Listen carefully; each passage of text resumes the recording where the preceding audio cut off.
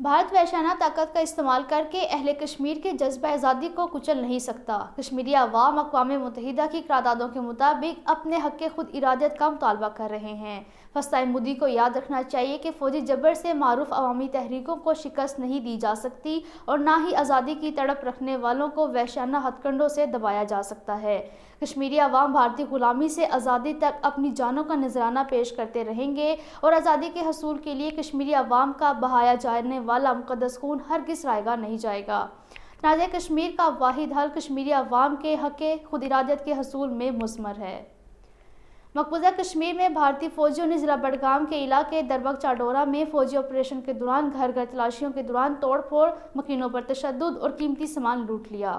بھارتی supreme court نے مقبوضہ جموں کشمیر میں قانون ساز اسمبلی اور لوک سبھا کے حلقوں کی نام نہاد حلقہ بندیوں کے عمل کے خلاف دائر درخواست کی سماعت 29 نومبر تک ملتوی کی ہے۔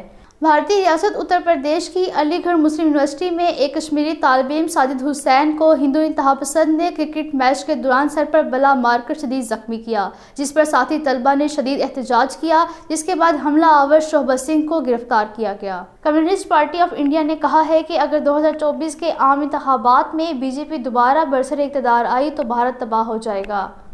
کرناٹک میں کانگریس کے ایک رکن اسمبلی تنویر سیٹھ نے شیر میسور ٹیپو سلطان کا 100 فٹ بلند مجسمہ نصب کرنے کا اعلان کیا ہے، جس کے بعد ہندو انتہا پسند تنظیمیں سخت برہم ہو گئی ہیں۔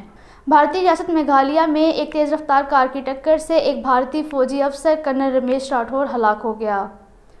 بھارت میں دہشت گردی کے لیے کوئی رقم نہیں کے موضوع پر آج سے 2 روزہ کانفرنس کا آغاز ہوا ہے، جس کا بنیادی مقصد مقبوضہ جموں کشمیر میں جاری بھارتی دہشت گردی سے توجہ ہٹانا اور پاکستان کے خلاف منفی پروپیگنڈا کرنا ہے۔